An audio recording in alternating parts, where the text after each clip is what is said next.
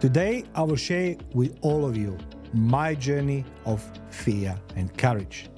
Today, you will learn what it takes to minimize your fears, how to face your fears, and most importantly, you never heard this before, you're going to learn how to enjoy moments when the fear appears. But before that, I'd like to share a story with you, the backbone of today's podcast. Last week, I went to ring. Not any ring, boxing ring, to fight. I'm 51 years old man, and I decided to fight. To face my own fears, demons, and to demonstrate to myself that impossible is possible.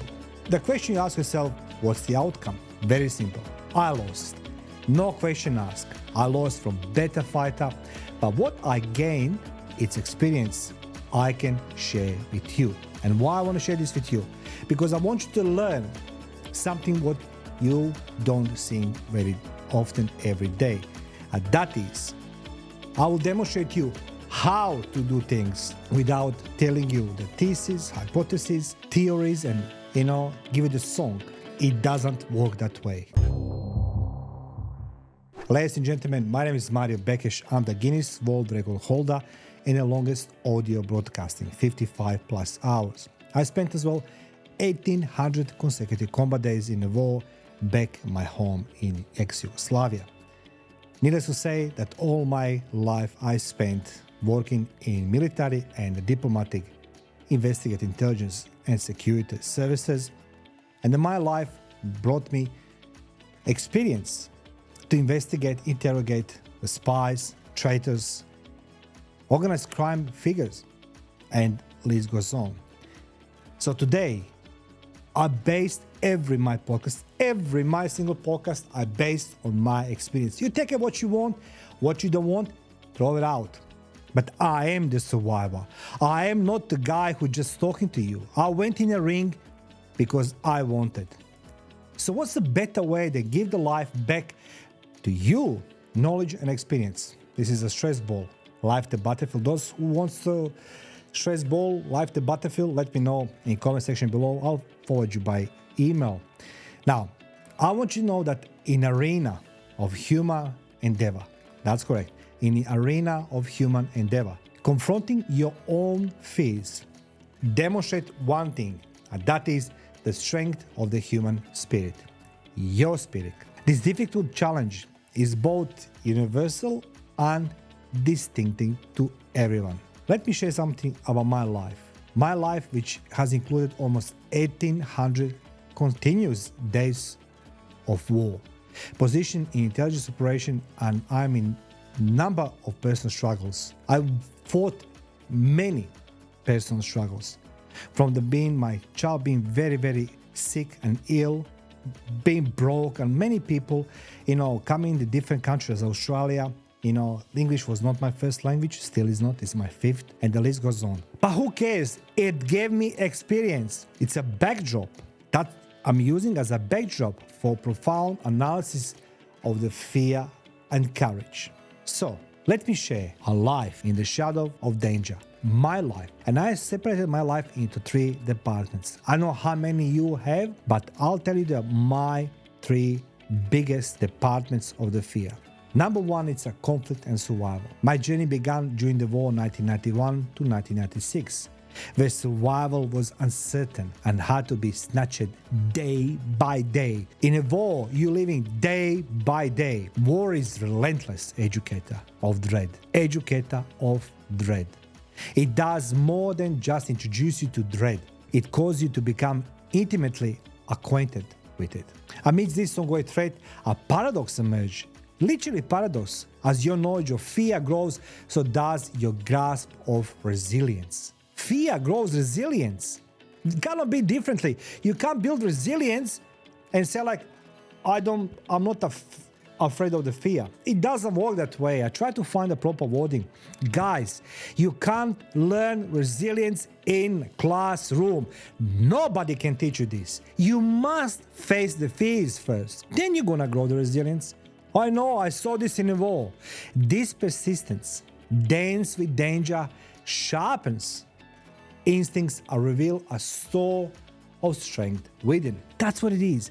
It sharpens your instincts. My second biggest backdrop of the fear was when I left my home 98, Croatia, for Australia. I don't know nobody, I don't know people, I don't know the culture. I was sent to work in diplomatic environment. Of course, intelligence work. The transfer from the open battlegrounds of war to the secret corridors of intelligence didn't represent escape from fear, but rather I was reacquainted with under different disguise. The foe may be unseen in the shadowy realms of intellect, but the stakes are still huge. You know, you don't see the enemy with a rifle. You don't walk there on an open fields and, you know, it's a shelling, it's airplanes, there's a tanks and artillery, the missiles, the drones. Enemy, it's still present. Maybe you don't see it with your eye, but it's there. This arena put my resilience to the test, pushing not just my physical ability, but also the boundaries of my mental endurance. So you go in the physical, then you go in the mental. There's a battles beyond the battlefield. The conflicts move beyond these spectacular settings into the realm of daily life. Here, I fought relentlessly for basic requirements, recognition and love, with each battle serving as a microcosm of the larger internal conflict. This even reinforced a critical lesson that the most powerful conflicts are fought with one's own head. What does that mean? When I walk into the ring on Friday night, that my biggest enemy wasn't my opponent, wasn't the crowd, wasn't you or anybody else. It's you, my friend. You are your biggest enemy. I was my biggest enemy most of my life, but yet I blamed everybody and anybody for all my mistakes, for all my downfalls, for all my problems and issues. Everybody. That's a critical lesson I want you to learn, that you are your biggest enemy. What your mind can think, imagine, the fears are just going to reproduce. They're going to multiply. That's an internal arena. You need to confront yourself. The realization that the final conflict is within oneself is both liberating and intimidating. Internal conflict is characterized by a range of feelings including fear, anxiety, uncertainty. Happened to me on Friday. Anxiety, uncertainty. The most formidable opponent in this volatile mix is frequently oneself. We need to recognize that we are our own worst enemy. Reveals the true essence of courage, the ability to face not just outward adversity, but also the shadows within. My biggest enemy last Friday was me. I was preparing myself. I was training as much as best I could prepare myself on daily basis. I have a good coach. I have a good team around me. Yet I failed. I lost. In boxing, nobody can hold your hand. The most formidable enemy, it was myself with myself. Me against me. I brought fears with me into ring. I brought the fears before the fight, and then after the fight I said to myself, I knew it. I knew it. So why I didn't win? It's a better fighter. But today I want you to learn from me. You are gonna be your worst enemy, and you can't build resilience or sharpen your instincts if you don't face your fears. In a room, in a classroom, you can't learn nothing except the theory. Theory, it doesn't work. You need to practice. When I was in military, whatever we learn in a classroom, you need to repeat an exercise, and then in a combat, in the battlefield, we apply. You will as well. Learn the theory, but you need to go out and face your fears. You need to go out and you need to test your capabilities. Because there's going to come the moment in your life, nobody will hold your hand like me on a Friday. 51 years old man. I walk into that ring. I was very proud, head high. I knew it, I gonna do my best. I lost, but I faced my fears. Because my fears start working not that day, but many weeks before the fight. Happens. It's gonna happen to you. Congratulations to my opponent. He's a good guy. He punched hard, he was fighting. He won. This is the part where I want you to learn the strategies for facing fear. Facing fear is both an art and science. It's requiring combination of recognition, preparation, and of course, unexpectedly, a dose of delight. Yes, you heard me right, delight. Recognizing that fear is universal is the first step towards defeating. Fear is not a sign of weakness, but rather a common human feeling. It's not a weakness. Who told you that being afraid is mean that you're weak?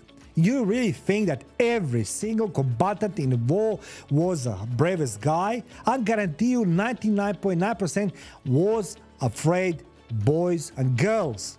Afraid. It's not normal to somebody shoot on you. It's not normal to see your body stays without leg and arm, explosions, without eyes, being stabbed.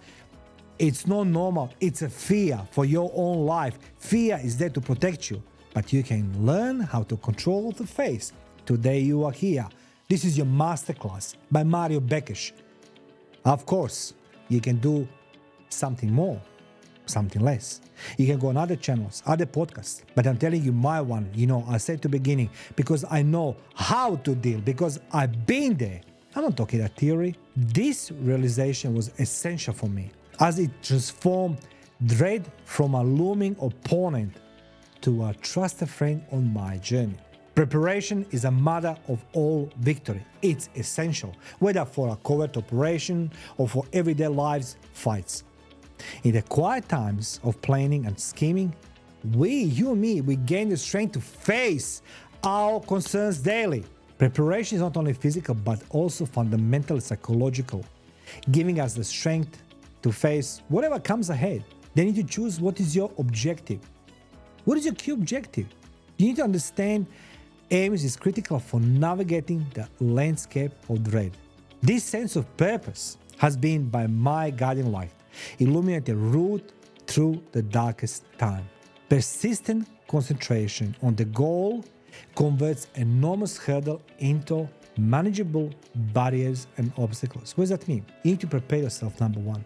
You need to prepare yourself. Whatever you do in your life, you're going to gym, go in a gym. You're doing your whatever, some type of martial arts, do it. If you read the books, read the books. But prepare yourself. Whatever battle is ahead of you, you can't exclude one element from another. In nature, nothing works on its own. In nature, it's combined and depend on each other. So for you to face the fears, you need to prepare yourself. Some way, somehow, you need to do it. It's a gym, it's reading the books, it's a cooking classes, whatever it is. Prepare yourself. Don't let nobody tells you what you need to do to face the fears, because if I tell you what you need to do to face the fears, I'll talk to you as a Mario Bekes. You need to find what's your strength. You work with that strength. Secondly, you need to know what's your key objective. What is your key objective? Clarity. What I want to achieve in my life in this battle. Is that beating some disease, winning in boxing, winning in love, in marriage. You need to have a key objective. Military doesn't go in the war just like wandering around. Even the smallest units have the key objective. You need to find one. Thirdly, and most importantly, you need to have the fun. You need to find the joy in the battle. Now you ask yourself, how? One of the most unexpected strategies for dealing with the fear is to find joy in the conflict. Embracing the conflict with enthusiasm and excitement alter the path, transforming fear into a catalyst for growth and discovery. Have fun. Yeah, you're afraid, but have the fun with this one. Let's talk about lessons learned facing the fears. The journey overcoming fear is one of the continuous development and empowerment. No question asked. Each conflict, whether in the real trenches of war or metaphorical theater of personal suffering, teaches lessons about resilience, self-discovery, and tenacious human spirit. It's tenacious. Our spirit is tenacious.